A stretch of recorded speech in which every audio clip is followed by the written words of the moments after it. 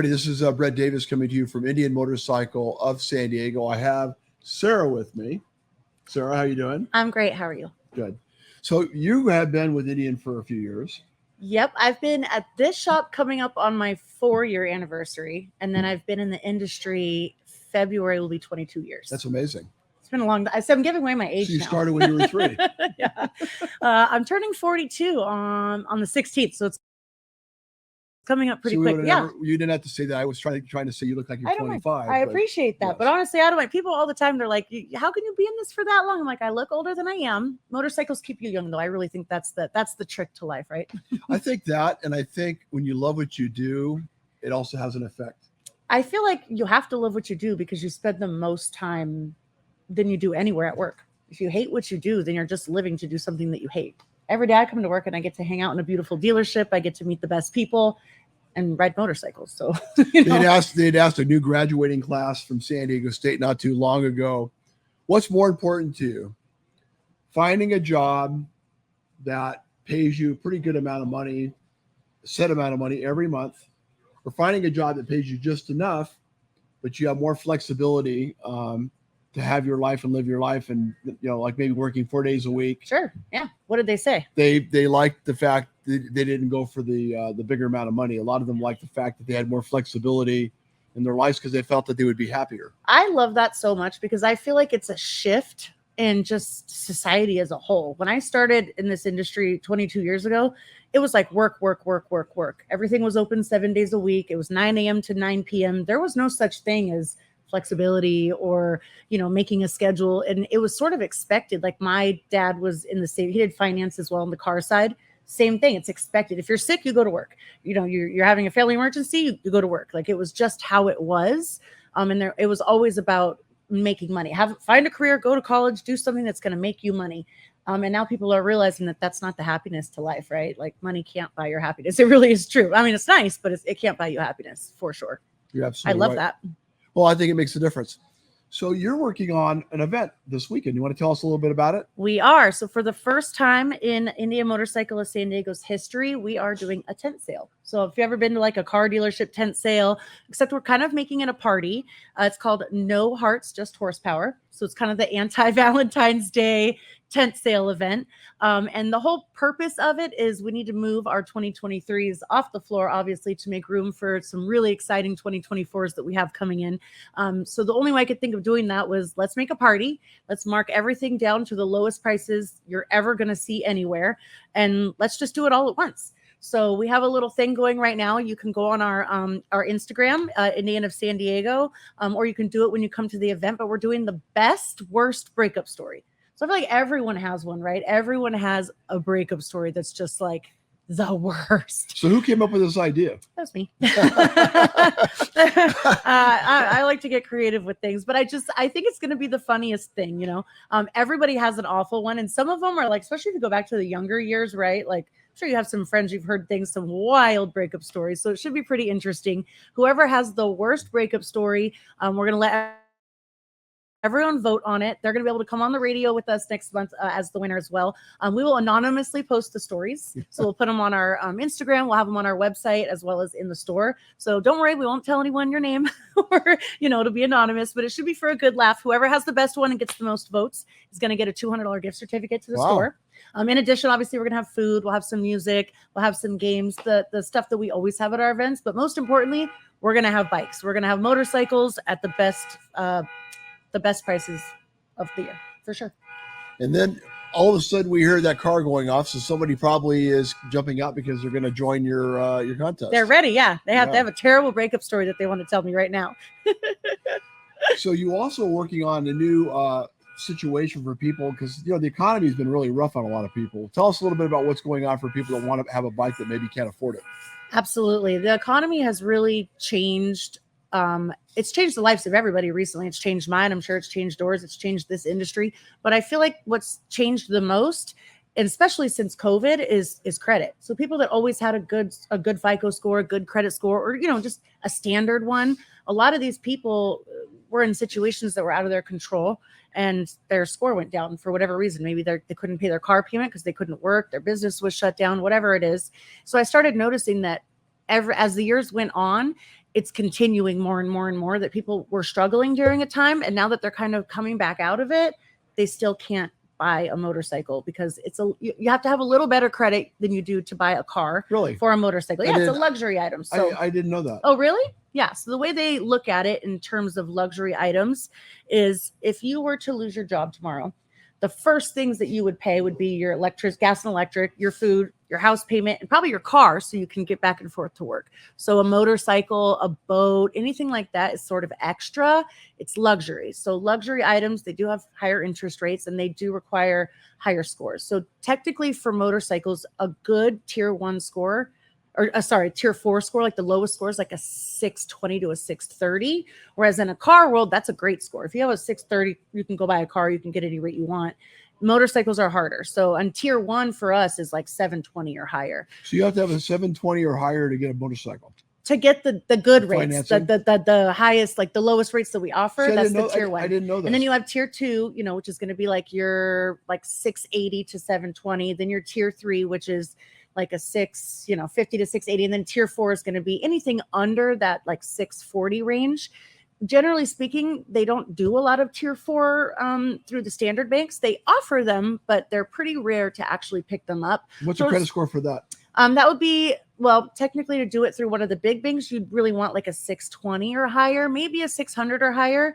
But they're not picking them up. Even when it is a 620 or a 630, I'm noticing that the banks have tightened up a lot because a lot of people couldn't pay their bills and they're kind of loss mitigating now and trying to make back some of their money, especially like military people, military families, stuff like that, that, their score dropped or moved because they had to shuffle their money around. So we created a kind of a special finance department here. So I do credit counseling now. If your score is low and you've wanted to buy a bike and you've been waiting a few months and you just can't quite get there, obviously after 22 years, I kind of know like the magic number, all the things that you need to have you have to have like your credit cards at a certain amount, your installment at a certain amount of debt, a certain amount of payoff to kind of get to that magic number. So I will credit counsel people and they come back 3 months later and they buy the bike at the rate that they want. And it's been really fun to watch.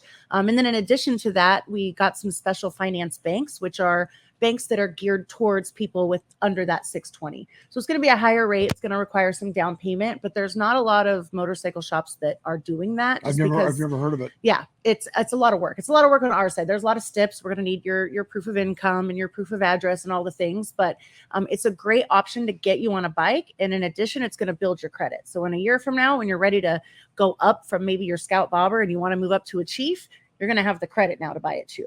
So then you can get on that next bike and kind of get that magic rate that you want. So it's a lot of work on my side of things, but I'm here for it. I love it. And I want to see as many people get on motorcycles as possible. Plus, credit score for a lot of people, let alone, if you get a motorcycle, there's other things you're going to want to buy with it, having a good credit score. Absolutely. Yeah. That's why I tell people all the time when we're credit counseling, like getting a motorcycle is going to help your credit if you're looking for that installment side. But I'll tell people often too, this isn't, listen, motorcycles are never a necessity.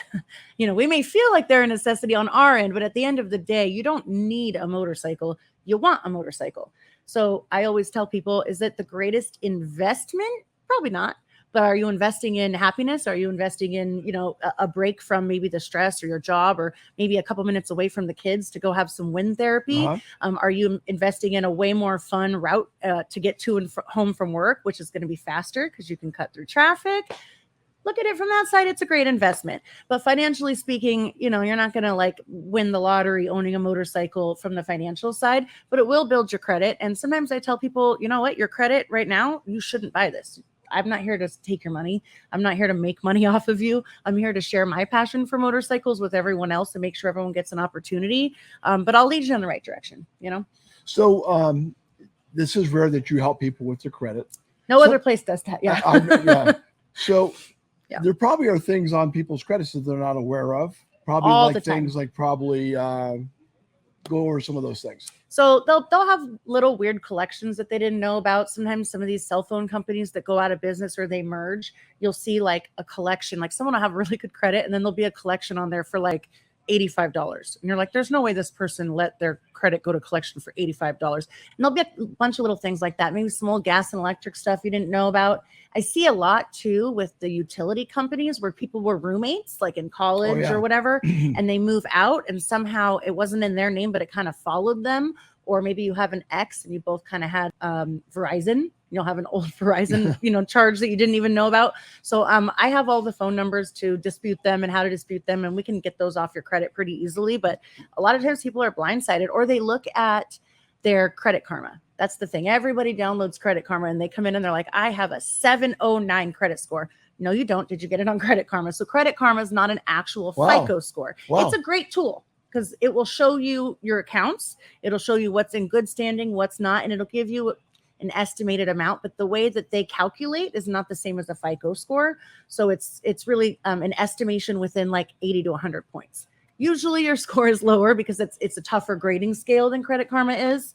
However, Credit Karma is great because you can dispute right there. If you see something not right, you can dispute it right in Credit Karma. It helps you, but don't hang on that number like it's FICO, like it's Bible. So to do the FICO, is it the three credit companies together? No. So the FICO score is a score that all three credit companies use. So there's TransUnion, Equifax, and Experian. They all use a FICO score. A FICO score is graded by those three credit companies, and it's a mix of your revolving, so like your credit card debt, how much you have available, how much positive you have on installment, which is like home loans, car loans, stuff like that. And then also how many trade lines you've had open, how long your credit is open. It all kind of pieces together to be your FICO score. And what a lot of people don't know is there's multiple FICO scores too. So someone will say, I have a 700 credit score. Well, there's an auto FICO, which we use for auto. We use that for motorcycles. There's a mortgage FICO. There's a credit card FICO. Wow. So, and they're all different scores because they're valuing the credit cards more on the credit card FICO and the, cars on the car FICO. So it's relevant, but it's all a little different too. So there's a lot to look at and a lot to unpack. And if you're not trained and you haven't been doing this for a really long time, it can be really overwhelming and confusing, So is there any letter writing that has to take place, or is it just phone calls? It just depends. Sometimes it's not even a phone call.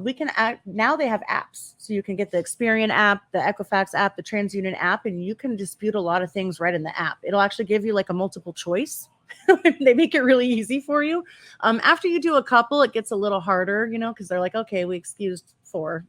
Is it faster to do it through the app than it is to send a letter? 1,000%, way faster. It's sometimes you get it within 24 hours. Wow. Now the scores only update every 30 days technically, but they'll show you the update every 10 days. So you can kind of watch it live and see your score going up. So it's really exciting too. So this has ended up being more than just a interview or podcast about motorcycles, because it always goes back to credit. And hopefully there's some things that you learn from what she had to say. And one thing about Indian Motorcycle that I love is you're so community driven, and there's so many organizations that you're involved with. You guys love helping people out. Oh, big time. It was actually one of the reasons why I came to work here. At first, I was like, that place is kind of small, because I worked at the big like OEM shops, and I came in and met Tim. And you can't meet Tim and talk to him for longer than 2 minutes. You just fall in love with him as a human being because he's so passionate about motorcycles. He's so giving, but mostly he cares about the community more than anyone I've ever worked for.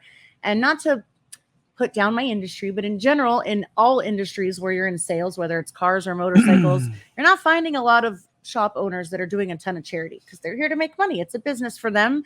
Tim really understands what giving back to the community means and how that's going to come back into the dealership at some point in the future.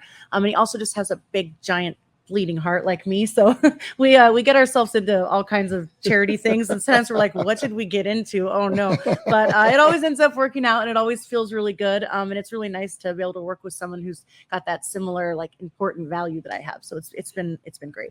And more than ever, people have to find a way back to being people and just respecting and finding a way to find commonality. Big time. And it's so wild to me always when sometimes we'll do an event and I'm like, I don't know if this is really going to hit home or it's going to be great. Every single event, I end up in tears at some point or another because there's one story or one situation or one dog that got adopted or there's always one thing that just, you get the goosebumps everywhere, and then you just cry and you're like, this meant so much to that one person. And then all of the lives that story just touched right there. And you just realize that it's a Ricochet event, and all of those people leave here with a giving heart and wanting to give back also. And they come to us all the time. The next thing you do, we want to help, we want to donate, and it's just bringing the community together and giving everyone a purpose kind of drives everyone. I love working with you and Tim. Oh, thank you. Well, we like it when you guys and, come and too. Sarah and myself are always, it's just, we believe kind of the same things. Yeah. And so this event's this Saturday. It's this Friday and Saturday. Yep. So it's Friday. Hopefully it's not going to rain. I keep checking my app every day. Part of Friday might be indoors, which is not very tent saley, but we'll make it work, I feel like. But if it doesn't rain, we'll definitely be outside. And then Saturday looks like it's going to be sunny. So all day Friday, all day Saturday, we're going to be here. It will say 10 a.m. So 10 to 6 on Friday and 9 to 6 on Saturday. And we'll stay as late as we need to push as many motorcycles out the door. There you go. Yep. Come see us. They do some amazing events and they do some great things in San Diego. And thank you for being here, Sarah. Thank you for having me. Okay, everybody, you have a nice day and take care.